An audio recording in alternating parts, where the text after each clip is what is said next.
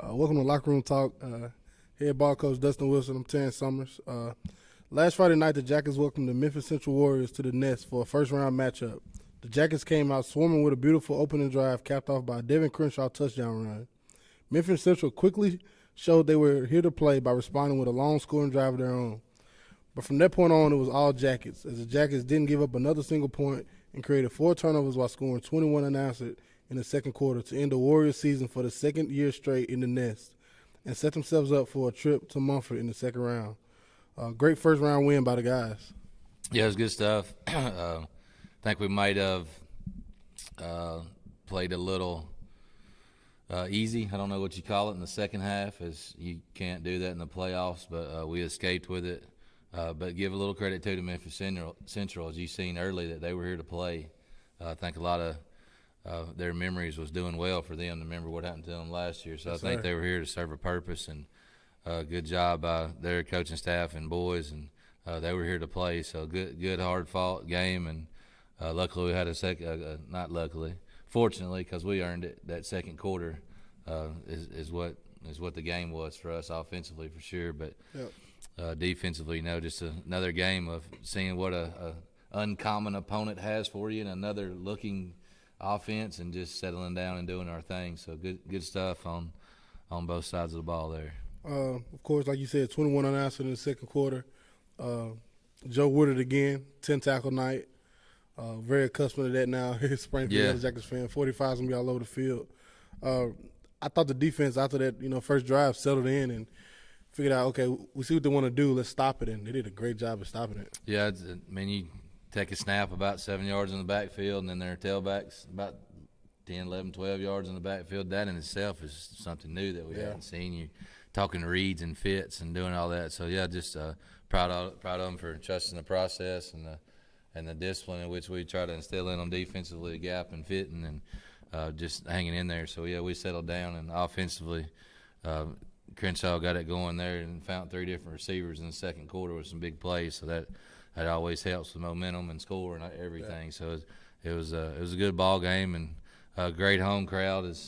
There was 866 tickets sold, so you got some passes and some few people free getting in there. But that was all Springfield crowd. So I'm gonna say there's every bit of 1,100 people here at Springfield. So it's good stuff. Now let's see what your gas card looks like. Like you said, 3 different receivers on the receiving end of touchdowns. As an opponent, and as you're a coach, and you cut on the film and you see a team with 3 guys or 4 guys, 5 guys for us, 5 or 6 guys touching the football, that's tough to kind of game plan against for in a week. Yeah, two tailbacks, probably 5 receivers, and one of them may come play quarterback and all that good stuff. Not telling secrets, they got film. So, but it's pretty good. It's pretty widespread, and they're all right with it too. No personalities on that too, so they like celebrating with each other and being positive on that end of the ball. You might have answered this already, but what were you most impressed by from your team, or something you personally circled personally for yourself and saw and was like, yes, I love that. That's what I wanted to see. Just no panic when they score. As our seasons went on, we've been in some good ball games, but a lot of them have been on our end pretty quick. Yep. So you take, your Beach, your Henry County, maybe Clarksville there for a minute in the first half, but it was 7-6 there in the first quarter, and it was just still the ball game to play. It's just an understanding of a football game instead of a couple plays and panicking about it. But I'm always proud when I see the boys settle in and not panic and just know there's a football game. Now there's another play to be made. Yeah. So that's what I'm most proud of. Like you said, great atmosphere Friday night. It was packed out. Everybody came out, enjoyed it. Great night for football. Look to bottle it up, like you said, and take that on the road with us as we go west. Yeah, for sure. It was a good crowd. As I said, the tickets, there's no way you're going to have a 10 to 15% of free somehow getting in there, whether it was TACA or TSSAA or our pass list or the 35 people working concessions. But I guarantee you it was 1,000, 1,100, and I think there was about 35 Memphis Central. It's a 4-hour trip. So, but it was a good crowd, and we appreciate it for sure, and the boys could tell. And we hope they can tell you come with us Friday night as we head west. And speaking of heading west, when we come back from the break, we'll get talking about the 11-0 Munford Cougars.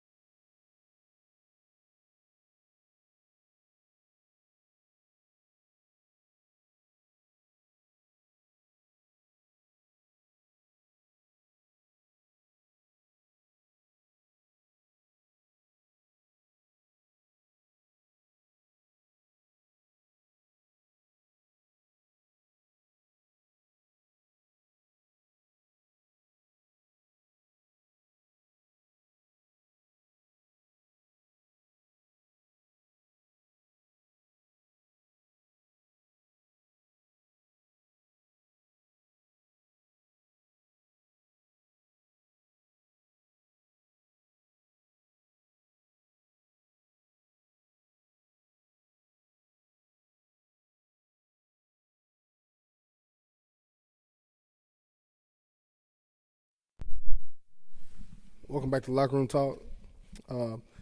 Heading west, Munford Cougars 11-0. Munford comes to the Friday night's second-round matchup as three-time defending Region 8 5A champs and led by senior Mr. Football candidate running back Braxton Sharp and senior quarterback Jordan Bell. Munford runs a spread offense, but they spread it out to run the ball with Bell and Sharp. Offensively, Cougars are averaging 44 points a game and have not scored less than 28 all season.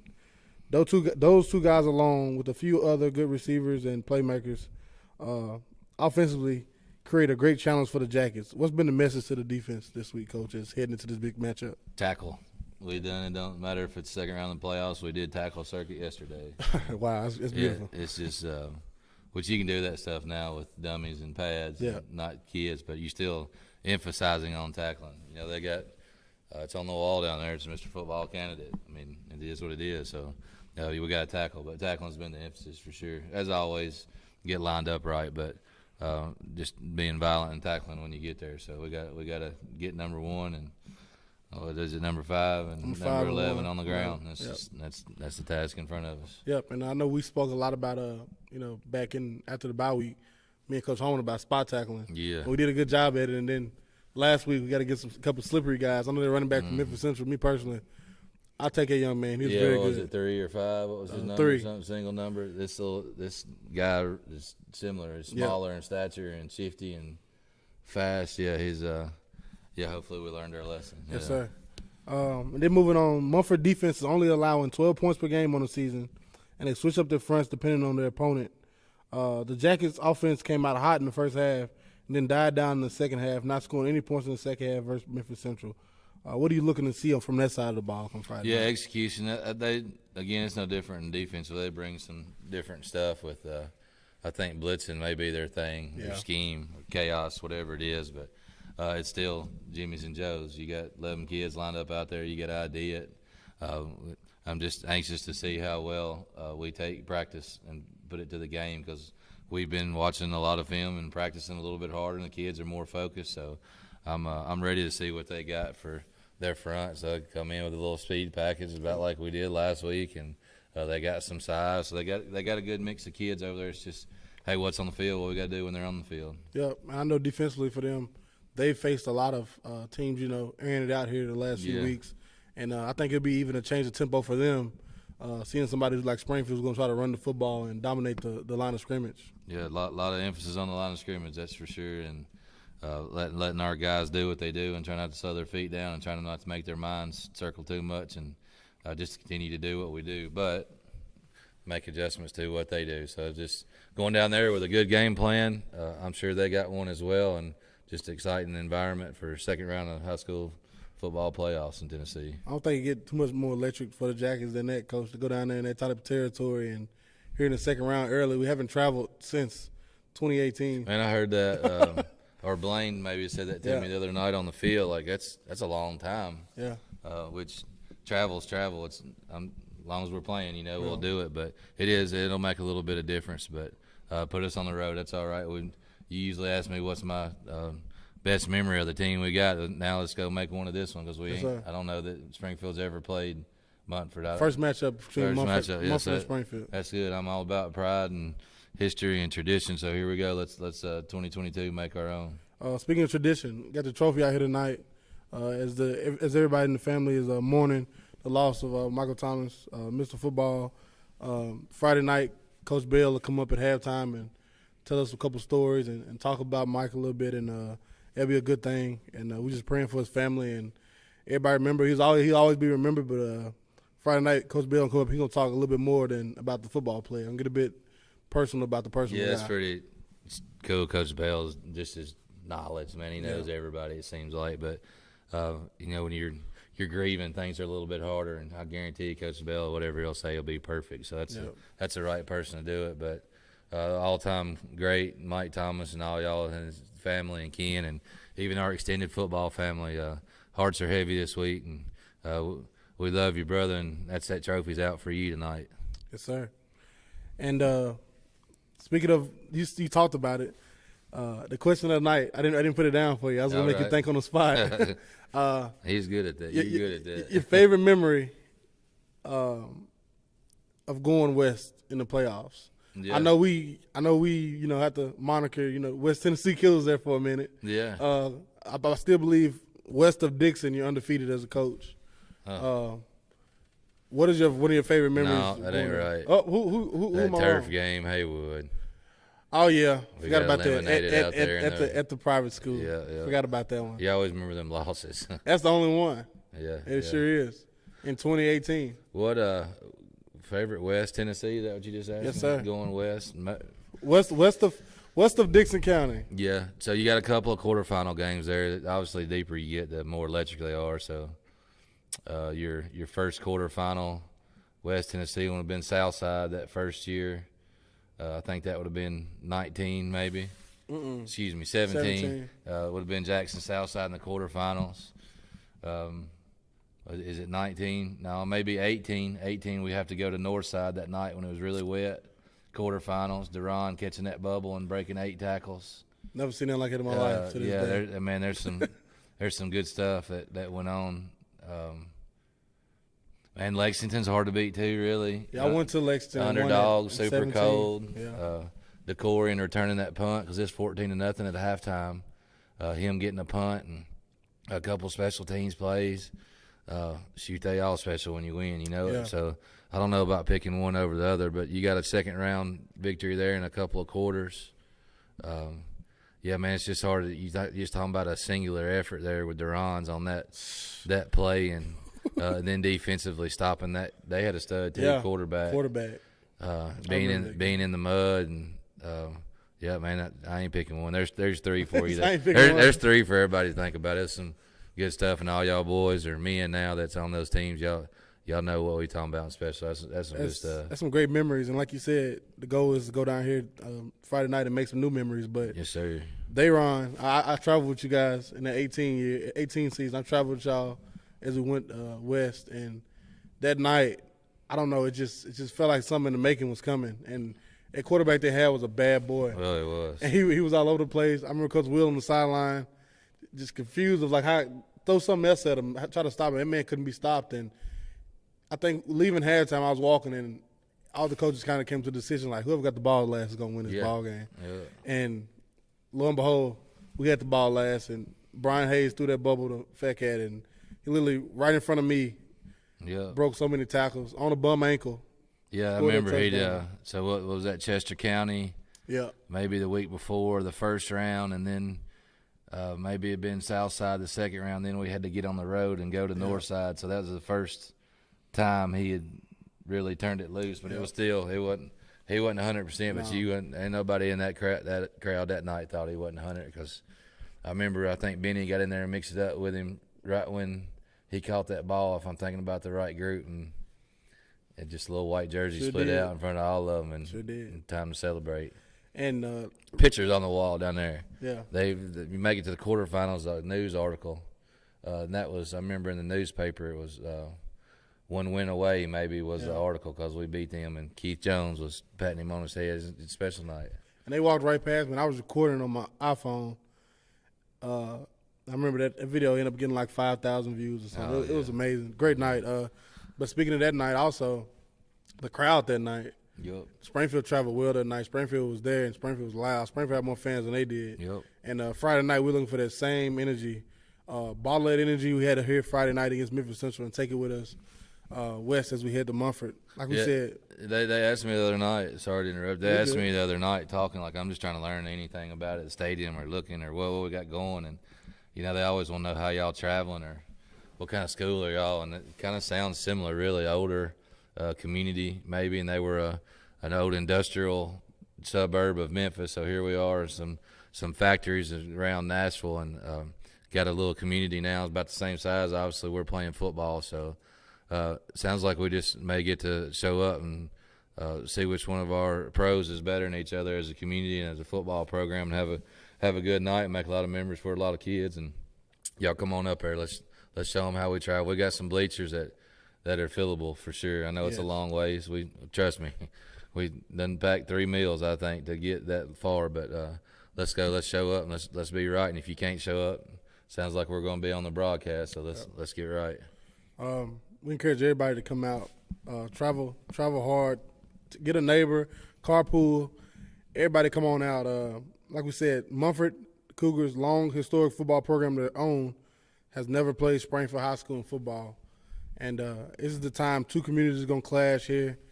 And I would like to see Springfield come out on top and Springfield be represented well in those visitor stands come Friday night. Anything else from you, Coach?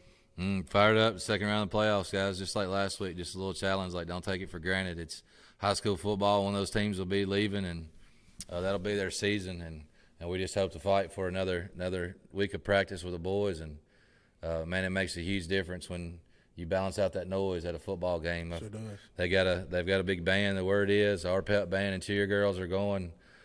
Fans, it looks like the weather's going to change, so I can't wait to see y'all with your Carhartts tucked up under your arms, walking in the gate, and everybody about 6 o'clock. Just here they all come with some full bellies because they went somewhere and ate. I mean, it just on and on with the situation, the examples of Friday night football.